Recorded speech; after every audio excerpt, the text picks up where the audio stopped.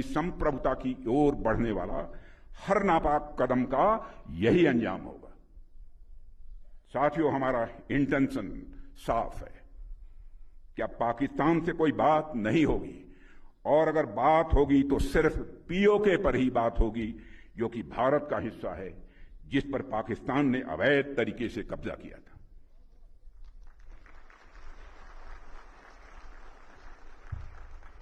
साथियों, पाकिस्तान ने इस समय आतंकवाद को अपनी सरकारी नीति का एक हिस्सा बना लिया है, और वहां पर मिलिट्री और मिलिटेंट्स के बीच का फर्क पूरी तरह से समाप्त हो चुका है।